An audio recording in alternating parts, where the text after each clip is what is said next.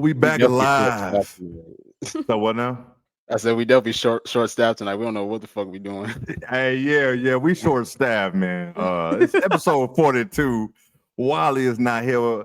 It's his old lady's birthday, but he told us in the group chat that he's still coming. So man, you ain't got to rush home, dog. Hold on, we passed episode 42. We on 44, right? I said 42, yeah, 44. 44, yeah. 44. Did I say 42? Yeah. Damn, my fault.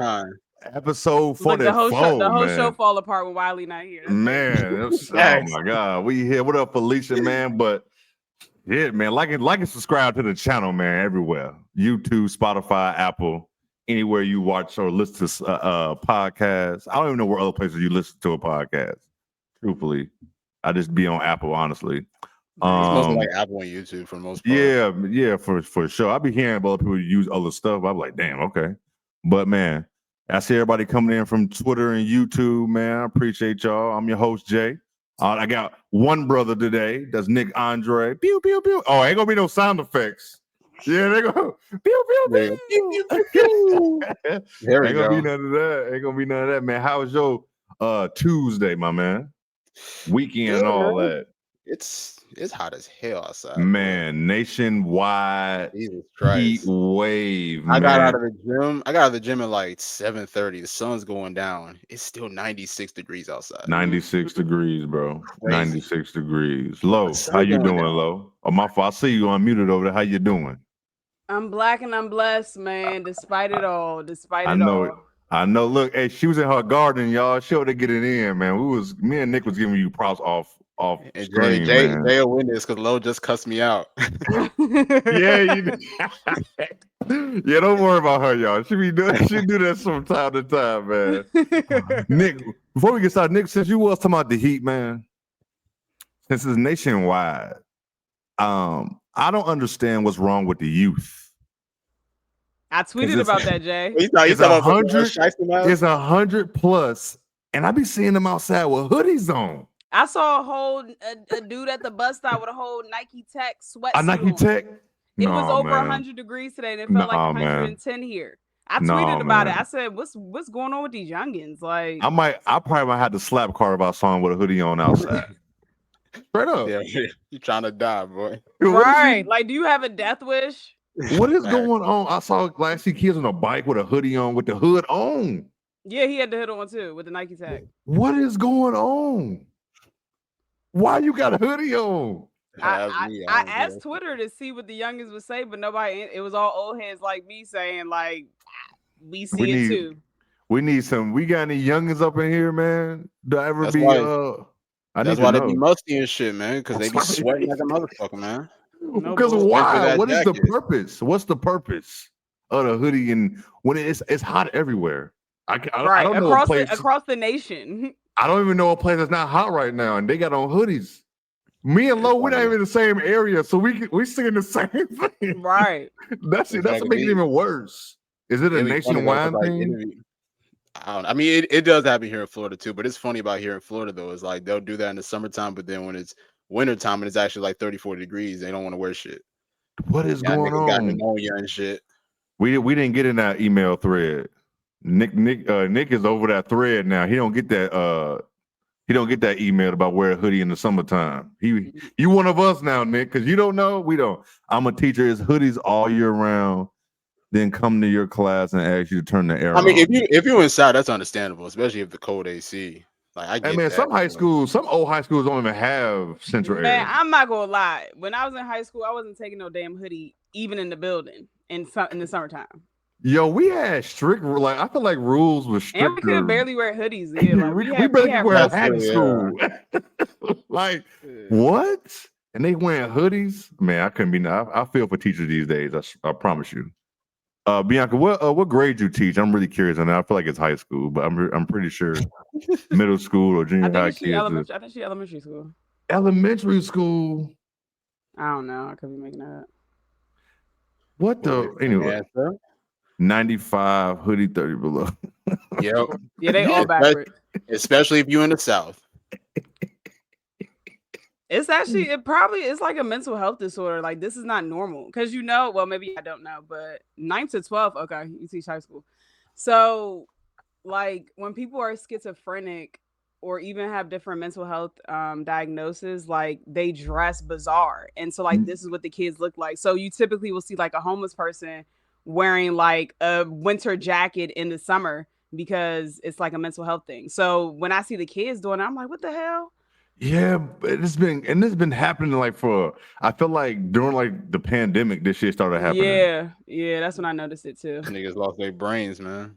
I Facts. know. Real Social quick, before we skills get and brains. yeah, I saw like a YouTube video and dude was like, or just like on TikTok, dude was like, man, why y'all got hoodies on? Somebody was like, hide from our ops. What ops? What's up, Jesse? They crazy. These so-called YNs, man. Oh my God! Don't you know he didn't bring in the YN to the show? Right, we ain't using that. That's what they call themselves. They do. I hate it. I hate it so much. I hate it so much. Because white people think that they can use it now. Yeah, when that 50-year-old white man called himself a white young YN, I knew I was done. It on our TV was it Markeith or Mark, one of the twins? Mark, yes, bro, yes. I tweeted about that shit, and dudes was in my tweets and quote tweet me about you being too serious. You should he shouldn't be on TV calling them that. Like, he just shouldn't. I don't know. Maybe that's just me. I don't know. They do be having ops, so they are serious about it. I do hear you. All right, let's get this shit going. Let's get this shit started. Let me find how Wally be doing this. Let me see where it's at. Boom. There we go. Everybody work with us, man. Short staff. Shit. We giving out PTO in? We got no PTO. But DeWanna Bonner is leaving or looking to leave Indiana. It dropped about a couple hours ago. But if y'all ain't know, like over the weekend, she wasn't. I guess she was like left the team, or she hasn't been playing. Rumblings about her being unhappy about her role there, but she's looking to get up out of there. And I think I saw it was the Mercury in Atlanta that's her desired places that she can go. Nick, can she actually? Get that trade? Can they actually do this for her, or is she gonna actually get waived? I think she's eligible for a trade. I don't know if she's actually gonna get traded. I saw people talking about her contract and everything. I don't know exactly what a contract looks like. Yeah, me, I looked that up. Yeah, apparently it's like probably not good enough to really like force a trade or anything. But my thoughts on it, I'm proud of DeWanna. making this decision. I'm gonna just say this, and I'm giving some life advice out here. I mean, I know that the world is some crazy times right now, especially with inflation and with a possible recession coming soon and everything. But not possible, it's coming. It is coming. It's definitely coming. But if your job is fucking with your mental health, you got to dip away from that. You got to get away from that, man. And I get it. I know that it sucks at the end of the day, but sometimes you got to do what you got to do. And I applaud DeWanna for possibly doing that. It seemed like she was unhappy there. You can clearly see, and everybody that watches the WNBA can see that there's just some bad energy in Indiana. And it's energy that you don't need to be around, honestly. So I applaud DeWanna a lot. Dude is over. She got out of that decision. Now, look, where will she go next? I don't know. If you ask me, she should have went to Phoenix all along. That's where I thought that she was going to go. AT signed there as a free agent. So I'm thinking, okay, cool. The family's going to stay together. Why not go out there? And then when she chose Indiana, I was slightly confused, but I was also thinking like, okay, this could be good. You got Caitlin Clark there. You got Leah Boston there. Natasha Howard's out there. It might be a good situation, even though she's not following her fiance out to Phoenix. And then so Phoenix is one of them. Atlanta's another one. I don't really see Atlanta really working out. I don't think Atlanta necessarily needs her. Now, look, if they find a way to get her, that'd be great. I'm sure that she could thrive under Carl Smesco's offense, but I don't know if Atlanta necessarily needs her. I just feel like at this point, wherever DeWanna goes, whether it's her two destinations that she wants, whether it's Atlanta or Phoenix, I don't know if she's looking for a bigger role or not, but I can't see her starting in any of those situations. She's not going to start in Atlanta. Respectfully, you're not starting in Phoenix, honestly, especially with the way the Satu has started out this season. Now you're bringing back in Kalia Copper. So I don't know. I mean, I don't know if it's true. I've heard some rumblings that she's looking for a bigger role because obviously in Indiana she got her starting spot taken by Lexi Hall. But I feel like no matter where she goes, I don't know if she's necessarily a starter. And That's fine at the end of the day. Dewana's like what 36, 37, and I know that she hasn't started the season out the best way, but I mean, there's still time to turn it around depending on where she could go. But overall, I still think Dewana has tremendous value, and whatever team she goes to, I still think that she can make an impact even despite this slow start that she's had this year. What you got, Lo? I agree. I mean, I just don't know why she went there in the first place. I'm gonna be honest. I agree. Like the fan base was nasty to your wife last year. You was vocal about it, and then you turn around and go there. Like, what was that conversation like at home? Right, like it just logically it doesn't make sense to me. I But think AT checked her for that. nah, 18. I like, I don't know. I don't know. I gotta think about that now. I wonder. I don't know, but honestly, I think it's only a few reasons why she would want to leave. Clearly, she was either unhappy with her role on the team, or she was sick of dealing with that toxic fan base. And it could be a bit of both. She played a total of 9 games and only started in 3 of those so far this season, and she's averaging like career lows in her 15th year. Minutes per game is at the lowest, and that's even including her rookie year. Points per game is the lowest. Rebounds per game is the lowest. Her shooting percentage is 34%, when her career shooting percentage is typically 41%. That's a big drop off. And it's not like we're discussing someone that is a scrub. We're discussing a future first ballot Hall of Famer that is literally coming off the bench for Lexi Hall, respectfully. And this is no disrespect to Lexi, because I think Lexi is bringing something different to that starting lineup. But when we're talking about Dewana Bonner, we're talking about someone that is ranked third all time in WNBA history in scoring. Like, and that's with many of years of her coming off the bench. You know what I'm saying? Like, literally ranked third all time, 10th all time in rebounds, a 2-time WNBA champion, 6-time All-Star, multiple 6 Player of the Year awards. Like, we're not talking about a scrub here. And I think Indiana Fever fans have seen her in the 9 games that she's played with them. And it's no secret that she hasn't been playing well. Like, she went from literally being the number 1 option in Connecticut last year to being a 6th or 7th option on this team. And like, I get it. It's frustrating. Yeah, I get it. It's frustrating. So far this year, she's only scored in double digits twice, and that was once against the Mystics. She had 21 points. She had 13 points against the Mystics, 21 points against the Mystics, and 13 points against Connecticut. When you look at last year in comparison, she scored in double digits 27 times out of the 40 games. Like, this is not someone that should have the role that she had on an Indiana team. I just don't think she's happy with the touches she was getting, the look she was getting, just the focal point of the offense. I mean, it's very Caitlin Clark centric. It's very Aaliyah Boston centric. And then you still got to let Kelsey Mitchell eat as well. You still got Natasha Howard. So it is a lot of star power and players there. And I feel like Dewana just kind of got left behind. And I agree. If you're not happy with your situation, try to leave. Now, is it a guarantee she'll be able to they'll be able to find someone to trade for her? Probably not. She's making $200,000 this year. So they would have to trade multiple people. But then you also have to look at the salary cap. I mean, the roster spots, because you can't go under a number of roster spots. So if you're trading 2-3 bodies to match her salary, that's not going to work. No, you're right. Could they? I don't know the rules with it, but can they waiver? Yeah, they can waiver. They can waiver. I don't know when that'll go into effect, but I mean, that is possible. But then they're just eating that money though. Oh yeah, you just eating it. You still gotta pay her that $200K. And you get nothing. And you get nothing in return for your team. Nothing. You're not getting the touches you want, and then it's like a toxic situation going on with that team on top of it. So it's like, you gotta get the hell about it. But I want to know what was even said in like the interview process of her even thinking about even going there. Like what was said to make her? I think they said something in the comments. I guess her kids live nearby Indiana. Oh yeah, that's right. She did in Indiana, but I guess she wanted to be closer to her kids. But I mean, which is fine. I mean, I definitely understand that. For sure. They can buy her out. I didn't know.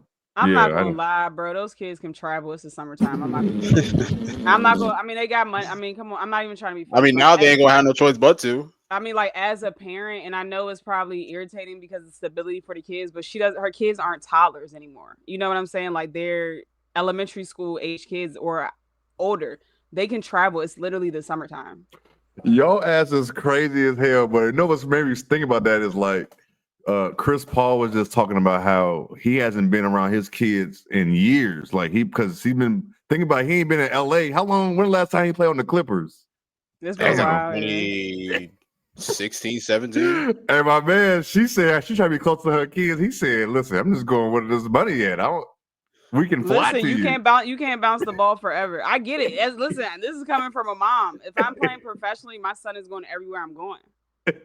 You know what I'm saying? Like that's just a part of it. I mean, look at Candace Parker, look at Skylar Diggins. She got 2 kids as well. The kids go where she goes. I think that's even, that is like different from women when you think about it. Like, you're not saying men don't care about their kids, but it's like, yo, if I'm playing in LA and I get traded to New York, we got traded to New York. You know what I'm saying? Like, I guess we just have to figure that shit out. I'm your mama. I'm not gonna be literally another, I get that. So, but it's weird.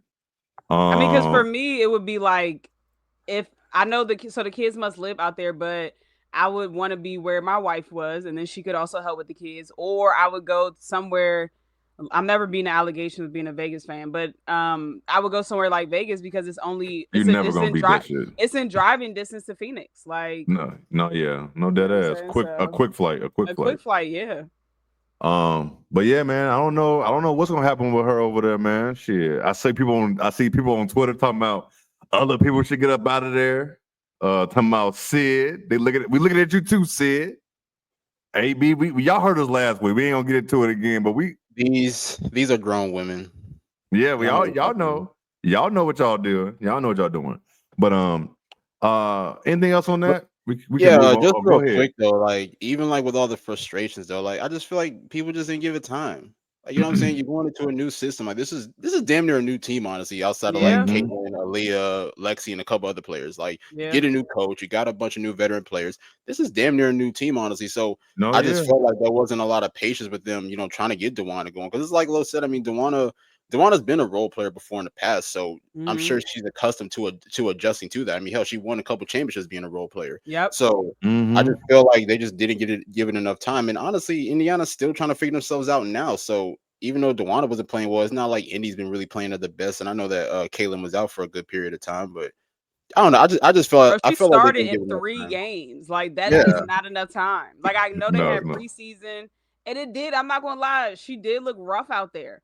But yeah, I mean, it didn't look good, but it's also she is a rhythm shooter. She needs touches. Like she's not a spot up shooter. Like you can't just hide her in the corner and then let Caitlin dribble the ball for 20 seconds and then just passes for her. She's never been like a catch and shoot type of player. Like she likes to create her own. So like it's hard to adjust when they are making her in her 15th year be a catch and shoot player. That'll make sense. It's really hard, and people don't realize how hard it is to just come off the bench cold and get to shooting, or how to just stand in the corner and just catch and shoot when you ain't really. The last time you warmed up was before the game even started, so you just been sitting on the bench. You got to think about like when you go to like a open gym and you just grab the first ball you shoot, that shit looked awful. Yeah, and you just been sitting on the sideline before you get in the game, so everybody can't do that. So Mizzou enforcer is ass too. I forgot she did go to Missouri. But also too, man, it's like this is the issue with Indiana, honestly. Like you have too many talented offensive players on your team. Kelsey Mitchell, even Natasha Howard can be a bucket. You had DeWanna Bonner, and you got these players who can not only play off ball but can also create themselves. But you still don't know how to utilize them because you're centering your team around one particular player to do all the primary ball handling. Talk about it. That's just an issue. That's the issue that you have there, because like when you have a bucket like Kelsey Mitchell, who's been a bucket since high school, college, and I'm not saying that Kelsey's having a bad year or anything, but when you can't like create plays for her, when you can't like run some sets for her to get shots going, whether it's in single coverage or whatever it is, like that's a problem to me. No, you ain't lying there. We can, since we talking about this, we can go right into it. The Fever played the Aces on, was that Saturday? Sunday. That was Sunday. I can't remember, man. It was Sunday. The Aces beat the Fever 89. Jay said it was episode 42. Man, I'm it was a long weekend. I think the heat getting to my ass. It's been a long, straight up. Look, that's just like a black person. The heat getting to me, bro. He getting to me, man. He whooped my ass. But the Aces won 89-81 on Sunday. It was a fun game. Lo, I want to get your thoughts on it. Should we be concerned about the Fever, and was this a good sign for the Aces? I think this was a great win for the Aces. In my opinion, I actually think it was their biggest win of the season, to be honest. And I say that just because the game was competitive throughout, and the Aces were able to pull away with the 9-2 run to, in the final stretch to seal the win. But the part that kind of impressed me the most was when you look at the box score, it was even scoring throughout the team.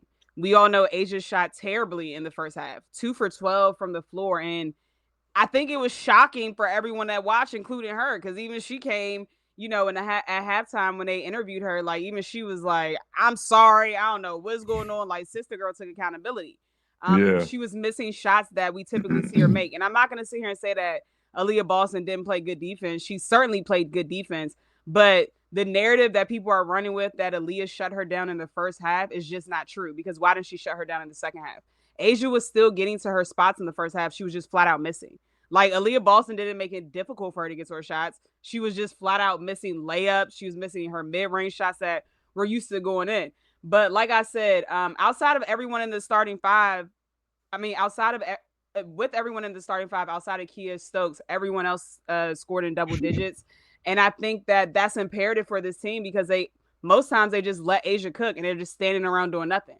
So they were forced this time to actually contribute, because Asia didn't shoot well in the first half. Like she turned up in the second half and still had 27-7 and 2 key blocks. Like, how you go 2 for 12 in the first half and then still in the game with 27 points and 7 boards? Like, that's nuts. That's a whole nother level. So when y'all say that Nafisa Collier is running away with this MVP trophy, y'all better think again, bro. The numbers they are not. They're gonna be on your ass. You are not beating the allegations. Do I think that she's number one right now? Yeah, but I don't think it's as far as people are saying when you actually look at the numbers and when you actually look at where Asia lines up in regards to the rest of the league in terms of blocks per game, scoring per game, rebounding per game, like steals per game. Like when you look at all the major statistical categories, she's in the top 5. So her name is in that conversation as well. I think it's hilarious that Asia has a 97% win total against the Indiana Fever in her career. Like that just shows you how bad Indiana has been for years. Like this is their 16th straight win against Indiana. Like crazy. But really quickly in regards to Indiana, I'm gonna let Nick go in about Caitlin's shooting overall, but I don't think they should be worried. She's not gonna shoot this poorly for the rest of the season. Shoot her shoot, she'll get back in a groove. I think that they really have to continue to dig deeper with that pick and roll between Aaliyah Boston and Caitlin. They did like it's. Even though I don't like watching this team for multiple reasons, it's beautiful basketball. Like that pick and roll is some of the best basketball I've ever seen. Like that shit is just beautiful. And then when they hit you with the double drag screen to get people open, like it's just beautiful basketball to watch. Do I think they need to diversify it a little bit? Absolutely, to get other players involved, because like Nick said, they have elite scorers on that team with Kelsey Mitchell. I think Natasha Howard isn't touching the ball as much as I would like to see her touch it either. Like, spread the ball out a little bit more. But overall, I don't think that they should panic. But I think that they need to get it together. Go ahead, Nick. Pass me the rock, Lo. All right. Pass you the rock. Go ahead. I already know you're going to get your ish off. Go ahead. He over there rocking. Right. I'm waiting on my turn, baby. I'm on the bench. Put me in, coach. Good win for the Aces. I agree with Lo. I think that this is by far their best win of the season. It is a confidence booster. I mean, this team had lost 3-4 in a row, something like that before. They lost that Seattle game, which was a bad loss. I know a lot of people put that on Asia because Asia missed a lot of free throws down the stretch. I wouldn't say a lot of free throws, but a good amount of free throws down the stretch. But just for them to adjust and come back on Sunday and be able to get that win and have a strong second half, I thought that was really incredible. I mean, it was really a tale of two halves when you look at the Aces. Like they shot 33% in the first half. They had 6 turnovers in the second half. Then in the second half shot 59%. Asia shot, I believe, like 15% in the first half, and then in the second half shot 75%. And I'm so glad Lo touched on the best in the world conversation again, because once again we keep telling you guys that it's levels to this. It's literally levels to this. And people were in my comments saying, "Oh, she didn't have the best performance. She shot 8 for 21, this and that." It's not necessarily about the stats sheet. It's not necessarily how you start the game. It's how you finish the game. Asia played poorly in that first half, missed a lot of ill-advised shots, a lot of And it layups. happens. Honestly, if you ask me, yeah, and you could tell she's really hard on herself, because I mean, it's like a little alluded to that interview. It's just like, yo, I don't know what's going on with me right now, but guess what? She made those adjustments. Offensively, found a way to attack the rim, found a way to be able to get to her spots. Really came through down the stretch. And then also defensively too, I think one of the biggest adjustments defensively was when you switched Asia onto Aaliyah off of that high ball screen. Yep. And that made a difference, because it really disrupted Indiana offensively. They weren't able to It move the definitely ball. did. And It you saw how, definitely like, I did. think that was I literally think that was the adjustment of the game, to be honest. It definitely was, because throughout the first half, it's like you said, like her and Aaliyah, Caitlin Clark and Aaliyah Boston running that pick and roll, it was easy. Like they were cooking Easy. them. like, It was easy work. I was saying running the double drag, and then anytime Aaliyah was rolling, she had a mismatch with a small defender. Like that was a play where she had Dana Evans defending her, and I was like, I mean, she ain't got no chance, respectfully. Just gonna be real. Right. But no, I mean, Asia came through on both ends. And I mean, even the late game block, the late game help side block, like that's what shows you like how great of a player is. Like, because Asia understood the magnitude of that situation. She knew that her team desperately needed to win. So guess what she did? She came through down the stretch, made big plays, especially on the defensive end. Like, I need people to understand, like, when it comes to Asia, and this is no knock to Fee, because I love Fee. I think Fee's still going to win MVP this year, but I still got Asia a tier ahead of everybody. And that's I mean, fine. she Yeah, was and literally you switching off should. on Caitlyn and literally Caitlyn. defending her. Like Yeah. she wasn't getting cooked. Like Caitlyn got past her a few times, but for the most part, when Asia wasn't was getting defending cooked. Caitlyn, like she was not getting cooked, and Caitlyn was giving that thing up. She ain't want no parts. No parts of it. And you could tell that really changed up Indiana It did. offensively, because they did not have the strongest second half. I know that they still had to lead throughout a good portion of the second half, but you saw how they got outscored 31-20 in that fourth quarter. I mean, I think that was a big difference too. As for Indiana, it's like you said, I mean, watching Aaliyah Boston and Caitlin Clark is something special to watch, and you can tell how much Aaliyah does need a player like Caitlin Clark in order to be effective, because Yeah. it made me think about the time when she was absent and they struggled at moving the ball. They struggled at, being able to feed her with the entry pass. And then you see such a big difference with Caitlin on the floor and them just running that pick and roll and them just finding Aaliyah Boston high percentage shots, around the basket. So I give credit to both of them for just being able to continue to build that chemistry throughout their time together. Now, they about to cook me, boy. Caitlin Clark. These last 2 games have not been the best. She shot, I believe, a combined 1 for 17 in the past 2 games from 3. She's shooting 28% from the field over these past 2 games, and she's averaging 7 turnovers, which is bad. Now, look, I get it. Shooting slumps happen. We've seen the best shooters in the world have shooting slumps. Steph Curry's had shooting slumps. Other great players have had shooting slumps throughout their career. So it's definitely going to happen. Will Caitlin get out of it? Yes, I think that she will. But my issue with Caitlin was I hated how, and I get it. The Aces made adjustments defensively, and they definitely took Indiana out of their rhythm offensively. But I did see a lot of Caitlin Clark forcing the issue, by taking bad shots. And I get it. You're trying to get yourself out of a funk. You're trying to get yourself out of a slump because you're not shooting well. But for your team to be down like that and you're not in rhythm to score the basketball, and that's the thing, because Caitlin's also another player that's a rhythm shooter as well. If she's not a rhythm, then I feel like she's not really as effective as she normally is. So I feel like her letting that not shit go too. yeah, she was letting it go, and it was far too. It was deep shots too. And Yeah, I'm like, it was deep. you're not in rhythm at all. And it's like, I understand you're trying to get your team back in the game, because at that point the game was slipping from them, and the Aces pretty much had control of it. But it's just plays like that. Honest. Now, look, I still give her credit, because even though she's been struggling over these past couple games, she's still facilitating. She's still moving the ball. She's averaging around 9.5 assists over these past couple games. So even though she's not shooting the ball particularly well, I do give her credit for continuing to initiate the offense and really find ways to, get other players involved, particularly Aaliyah Boston. However, on the defensive end, we just got to call it what it is. Caitlin Clark is a horrible defender, and Horrible. it's really based off of effort. And I realized that even in the Valkyries game, on this past Thursday, they made an effort to attack Caitlyn every single time because they know that she is a liability on the defensive end. Chicken alert! Barbecue chicken alert! Yo, Wally's in the building. He is here, baby. Nah, like, but nah, Caitlyn was getting cooked off of the backdoor cuts. Caitlyn was, pretty much, not really getting out, closing out shooters. It's an everything. Like, I don't care what numbers you throw at me defensively. At the end of the day, it still has to come with effort at the end of the day, too. You got to have pride to get stops on the end of the floor. And I know that Caitlin Clark has to, utilize a lot of her energy on the offensive end, especially being the lead scorer and the leader in assists for Indiana. But when you're a great player, you got to play two-way. No excuse about that whatsoever, especially when the opposing team is making an emphasis on looking to attack you because they understand that you are food defensively. And the same thing happened with the Aces game. The same thing happened there. I mean, Chelsea Gray had a pretty strong performance. Like, they were making it an effort to really attack Caitlyn because they understand that, with her, being the on-ball defender or being a perimeter defender, they have their best shot at possibly having a good night offensively. So will Caitlin Clark find her way out of the slump? Yes. I understand that it hasn't been a good shooting performance. I understand that, she can, twist some things up defensively. But these are things that you got to look at yourself, honestly, and find ways to adjust as a player. Now, look, I mean, it's still very early in the season. They have times to adjust. But Caitlin also is playing a role in this loss, too. Like I said, I know that she's continuing to pass the ball well, but I think that her low shooting percentages, and then on top of that, her piss poor effort defensively, I think that's also played a role in why they've lost these past couple games.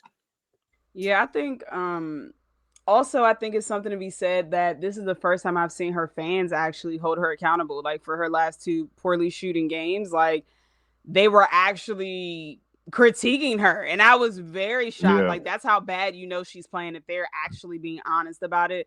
And I think it's a teaching moment in regards to letting everyone know, we've been saying this, we've been saying this for a while, but Caitlyn has a lot to improve on her game.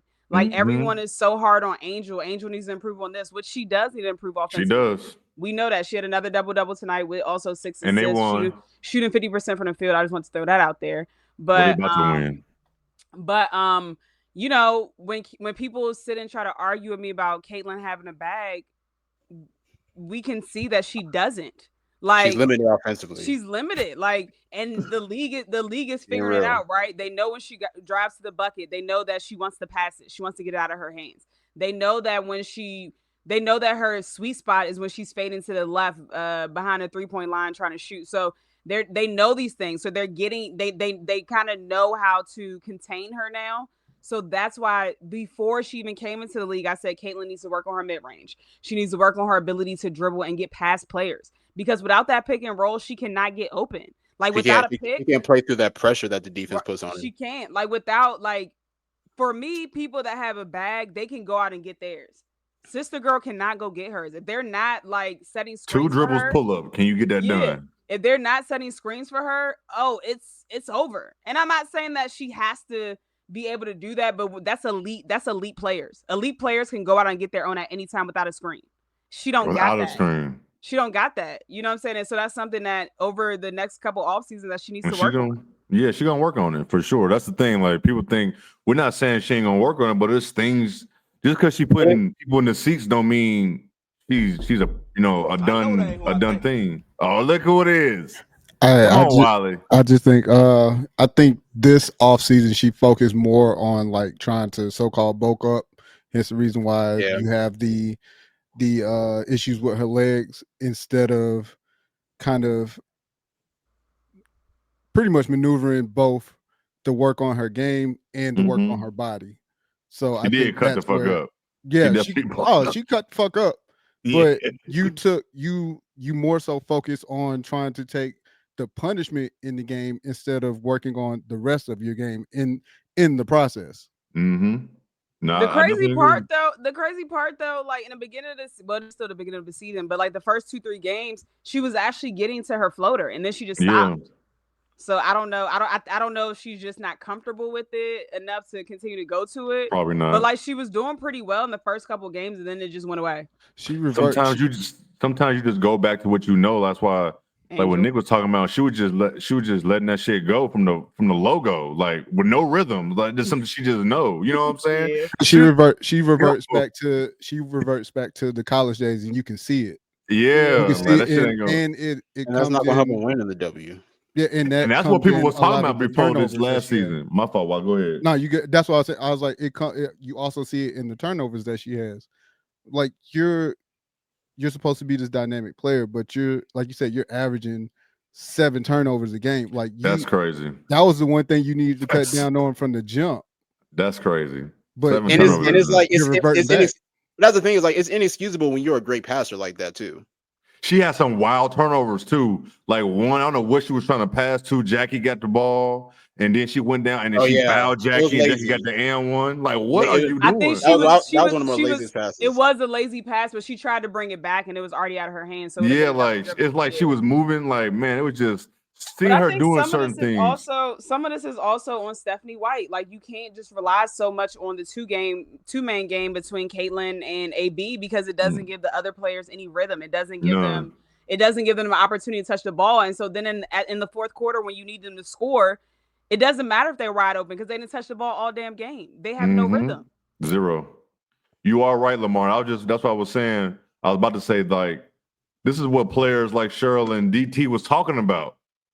Like, this shit ain't gonna be easy. Yeah, you had that rookie year, and it's like, but people are adjusting to you. Now you gotta adjust to the league. Like, you know what I'm saying? Like, this ain't gonna be no easy. You're not gonna be able to just shoot logo threes all the damn time. That's not gonna happen. That's the thing too, because I mean, Lo talked about it too. Like I noticed it during preseason. Like, she's actually really good at floaters and finishing. Yeah, she's been working on them. You know what I'm saying? Like she's improved on that, even throughout like this past like off season. Because I mean, I didn't really see a lot of it last year, but it is a confidence thing, and I don't know if she's trying to shy away from the physicality. I don't know if she's not really confident in the work that she put in. But also, people have to realize it too. And Lo talked about it earlier. Like, Caitlin's only like 22, 23 years old. So she's not the best version of herself yet. She's still a young player. By the time she turns 25, she'll be better than now. By the time she turns 27, she'll be better.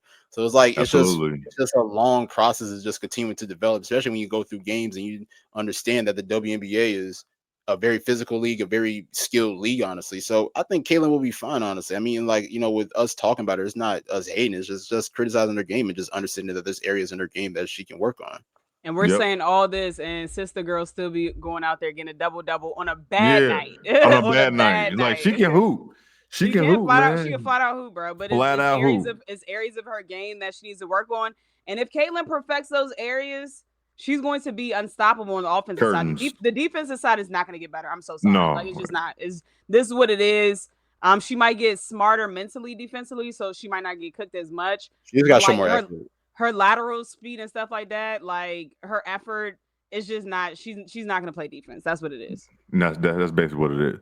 But yeah, man, shit. Hopefully this, and real quick on the Aces, hopefully this is gonna like get something started with them. Hopefully it wasn't just like an Indiana thing. I'm gonna just be real with y'all, man. I think 22 about to go on a monster run. I would love to see that. I think she's about to. It's time. It's time. It is time. It is time. All right. Let's talk about Angel Mccoughtry's ass. Lord have mercy. And for people, and listen, people who tweet, if you talk about things and people got the same name, say their last name. Don't just say their first name. But Angel, if y'all don't know, you've been living under a rock. Angel Mccoughtry basically said if Haley Van Lith had 10,000 followers, would she be in the league? And she basically is it about her talent, or is just her following that she got? Since then, since people been just on her ass, she's apologized for, and she said she didn't articulate it the right way. But Lo, how did you feel about what she said? Quick on those comments from her, and the whole podcast she was on was like doubling down on that shit too. Was it? I didn't even watch that thing, but go ahead. I love Angel Mccoughtry down, friend of the show. Yep. She is an elite scorer. She was an elite scorer. She's from Maryland, like me. From the crib. she from the crib. So I'm always gonna root for Angel, but optically her original comments just look like some hating shit. I'm gonna just keep it a buck. Like it really gave hating because sister has made it known that she wants to return to the WNBA to get one more shot instead of retiring. And instead of making headlines for working out and showing what you got, you made headlines for shitting on Haley. Like, damn, was it giving Alexis Morris? It was definitely giving Alexis Morris, but it's more. It literally is giving Alexis Morris because if we keeping it a buck, Angel also went to Louisville, as well as Haley. Yeah. So you're shitting on like someone that went to your alma mater, like that just doesn't make sense to me. I think it's really multi-layered because the WNBA gets enough flack as is from misogynistic men, from ignorant racists.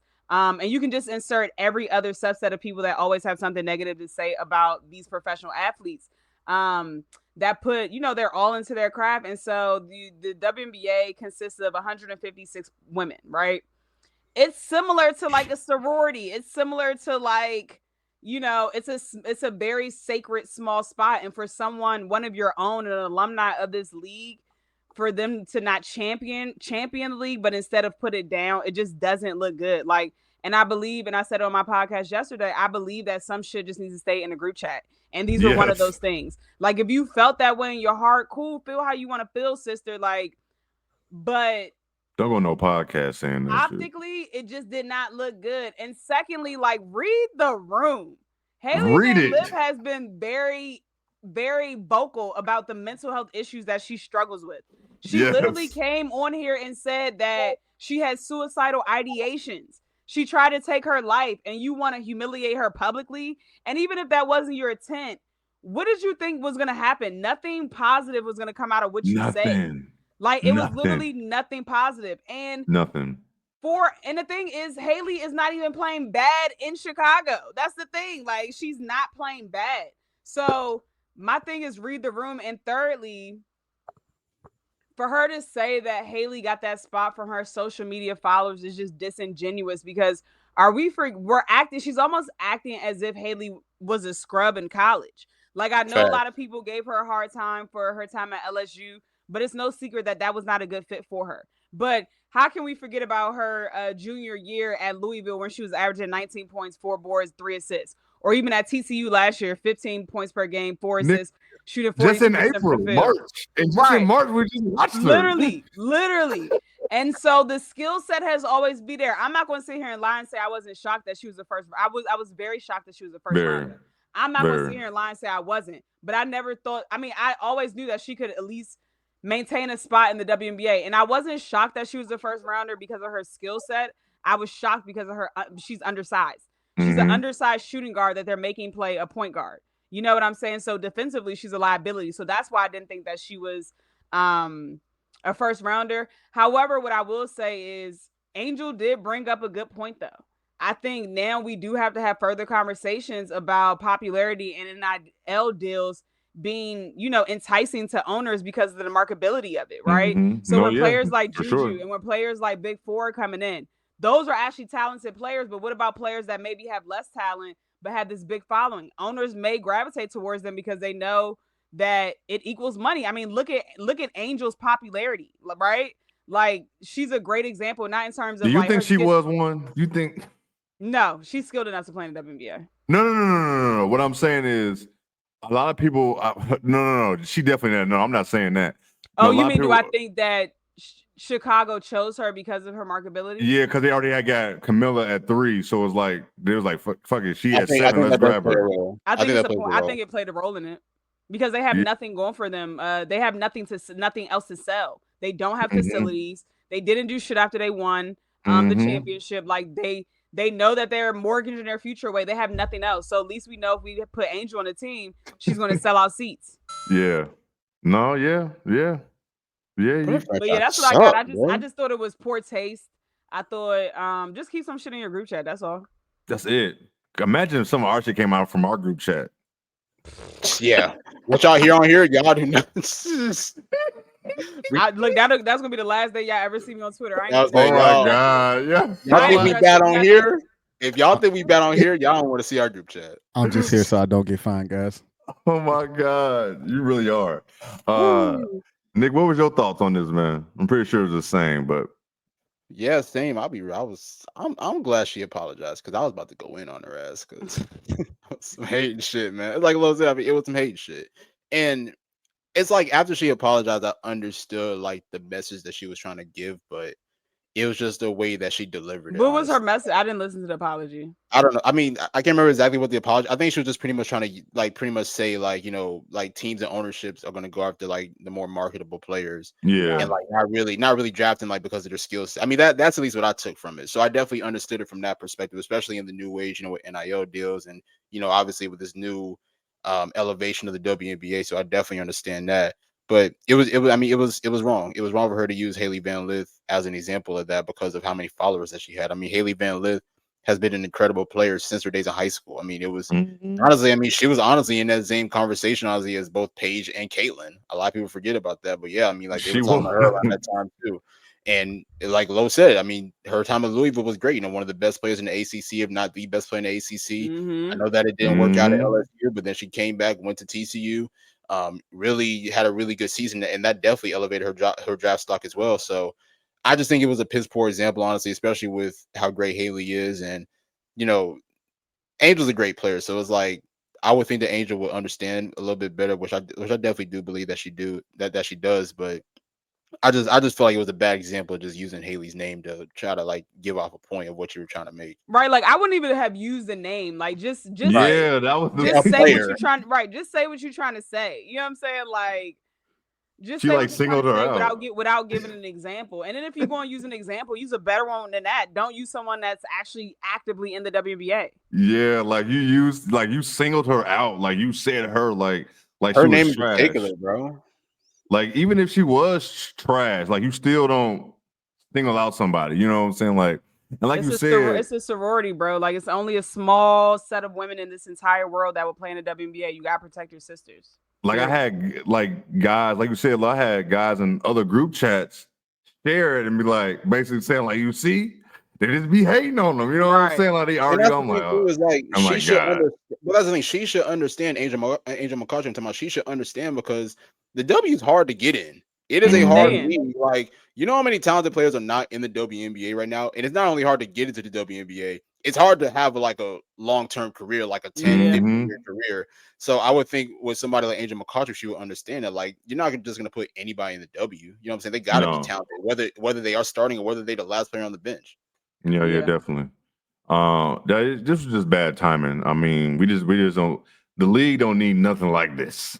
You know what I'm saying? Like you don't, especially for being a man right now. That who's been like Nick and Wiley and myself. We've watched Lamar. We watched women's basketball. Like being a man right now is just rough because so many men just be saying wild shit about the league, and we gotta defend this shit because. It's just always some bad negative stuff. And Angel, we didn't need this. Mccoughtry, we did not need that. We had to defend that. But it still wasn't the right time for that shit at all. It's just a nasty shit. But anything else on that? Wally say anything on it? No, I got nothing. I was gonna hit her with the Chris Brown, but that apology came. She was about to get it. I was ready, boy. I was about to get it. Oh my god! It just came out. It came out wholeheartedly. It did hating from the jump, and that's exactly where I was going to go. This show. That's exactly where I was going to go if she didn't apologize. And for you to be, like you said, like y'all said, for you to be from Louisville, Haley played at Louisville as well. And the one thing that their thing is Louisville first, cards forever. So you look real shady in the light there, buddy. In the beginning, but real shady. But to you come back, with the apology. She waited no time. She waited no time. I give you your grace. You good? So she was woman enough to apologize. I respect it. Yeah, I respect her for that. I definitely respect her for that. All right, we're gonna round it out with this here. The New York Liberty, they've been going crazy. What's their record? I forgot the little date. What are they? They 10-3. They lost, the last two games, but it's a reason for it. Jonquel Jones is out for 4 to 6 weeks I feel like it was an injury they didn't need to get. This is one of them because she just does stuff for that team offensively and defensively that majority of teams haven't got no match for. Like New York just give the Aces problems because John Quill is so tall and it just trickles down. So 4 to 6 weeks is a long time. We talked about this before. Like losing a key person for a month and a half, 2 months in a season that's only got 44 games or so. It's tough. What does it mean for them, Nick? Gotta adjust, man. I mean, this was your reigning Finals MVP.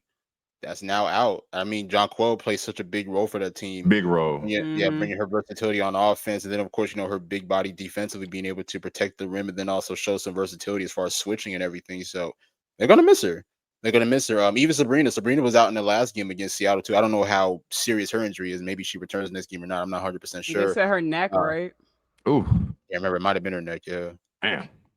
I'll have to go back and check. But John Quill being out, like possibly 6 weeks. I mean, that's gonna be a big loss. But I'm also looking for other players to step up. Honestly, obviously Stewie gonna have to step in. But then also I'm looking at a player like Niara Sabali as well. I think that this could be a golden opportunity for her to step in and play a big role for them. I mean, we saw what she did in the finals in Game 5 this past year, and I think that she started the season off on a really good note as well. So I'm looking at her to possibly step up as well, and make a big impact. But aside from that, I think New York will be fine. Will they struggle obviously in her absence? Yes, but I think that they're good enough to be able to sustain some wins even in her absence. What you got, Lo? For me, I agree with Nick. I believe the loss of JJ will affect them. They'll have to adjust and make up for it. And I think people are also missing the point that they also aren't fully healthy as well, because Phoebage is across the water playing in Euroball. Mm-hmm. So like Saab was out, Phoebage was out, and JJ was out. That's 3 starters. So now everyone has to shift and try to adjust in roles that they're not necessarily used to playing. And I've said it here and I'll say it again. I think, the New York Liberty are a very talented team, but JJ is the engine that allows that team to run. You ain't lying. To me, the areas that would be affected with JJ being gone is kind of like Nick said, the defense overall, but particularly in my opinion, the interior defense, because JJ's length and her versatility allows her to hold her own when she's switching onto the perimeter, but also she's a great shot blocker because of her length. She claws up the paint. She makes people adjust their shots just because of her length in the paint. And she's one of the reasons why the New York Liberty they have the best defensive rating in the entire WNBA. With JJ being out, second chance opportunities will be more limited for the Liberty. And on the defensive end, they'll get less opportunities at the rim. And you can look at it literally in the other day against Phoenix. Like in that loss, they gave up 16 offensive rebounds. Like that is a lot. Was getting cooked. Yeah, they were getting cooked on the O boards. But the good news is that New York has built a very deep team. So it should be next woman up mentality. Like Nick said, Niara Sabali, I think Izzy Harrison is going to get a lot more minutes to try to fill out that role. But Stewie's going to have to be Stewie of old. Yeah. She's going to have to take on a larger role. She's going to have to assume more scoring responsibility. And the one player that I'm really looking at during this time is Natasha Cloud. She's been in a shooting slump. Over the last 5 games, she shot 26% from deep and 17% from the field. It's unacceptable. She needs to continue to be aggressive, and she has to score in order for them to, for them to win games and play well. I think this stretch is going to be, I think they can win some games for sure, but it's going to be difficult at times. And I think that it'll be good for them to face this adversity now versus facing it at the end of the year. No, it's definitely there's never a good time for an injury, but at least it's getting early. It's still early. It's still June. Right. But what was it, her knee? It was her ankle, right? Is her ankle? Ankle, yeah. So does she have to have she don't got to have like minor surgery, do she? Nothing like that. It's just no surgery. And at least nothing has been reported that she needed surgery. But that was the same ankle that she had injured previously. Yeah. Earlier. Yep. Yeah. So she re-injured it, and she must have she either fractured it, because if it's 6 weeks, she either fractured it, because that's usually the time frame it takes 6 to 12 weeks to heal. Or it had to be fractured. Damn, this day schedule coming up. A long time, man. And then the crazy part is, Jay, their next 7 out of 10 games are on the road, and you know every team is going to try to give them their best effort because they're the defending champions. Yes, because as I'm looking at this, they next 3 is on the road. Is Golden State, Phoenix, then Atlanta, then they got the Sparks in Seattle at home. Let's say next 5. I mean, all those teams are tough except the Sparks, respectfully. Yeah, the Sparks lost to the Sky tonight. Pew pew pew pew. Let's go. I gotta go back and watch that second half. But, I gotta go back and watch all the games. Look at all these upsets. Dallas beat Atlanta, Washington beat Minnesota, Chicago beat LA. I gotta go back and watch all these games. Oh, I didn't see that one. Oh shit! Literally all the games were upset so far. Having all the goddamn games on the same time. And look, WNBA Fick Nick's his app. He can't watch it multi-view. Why is that? Mine don't be working like that either, for real. No, so like if I'm watching on my laptop, I can watch it in multi-view. Like they have an option, but if I watch it on my TV, I can't. I don't have that option to do it. I will say this: I do hate how they don't make every app for every smart TV the same. Now I have noticed that even I will say one of my TVs I cannot use the multi-view on the app, and then other ones I can. Like I don't understand that shit. Just make it universal. How about we just don't have every game on at the same time? This is not March Madness. That's all I want. That's all I want. God damn. What the hell? Hey, I'm scared to see how their schedule is going to be when it's 30 teams at some point. God damn. Like, how y'all going to do that? But y'all got anything else? Look at us, man. We only at 55 minutes, and we have finished our rundown. Wrap it up. Anything else before we get up about it? Look at Nick. Nick be ready to talk, boy. I'm good, man. I'm good. We gotta watch the rest of this. Look at Miller she had 27. Okay. Did she hit the game-winning 3? I saw people writing she hit it. I mean, I saw people saying she hit a 3. She hit a corner 3 in the third quarter. Shit. Damn. Okay. But man, like always, man, thank you for everybody from YouTube and Twitter. Thank you for everybody joining us. Like, subscribe, share, tell a friend, tell them to tell a friend. What up, Amanda? I don't know if you was in here the whole time. What's up to you? But man, yeah, Wiley, man. Shout out to you, Wiley, man. You work harder than James Brown, man.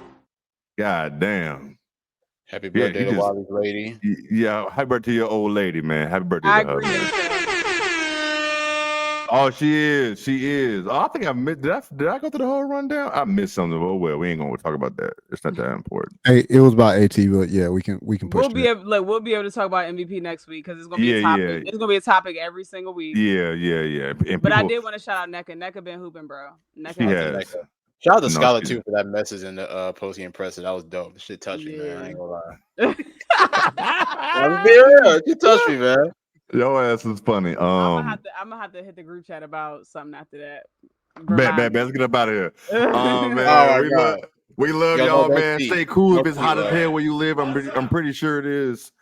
Play the music while let's get up out of here, man. They gave me my theme music. Yes, please.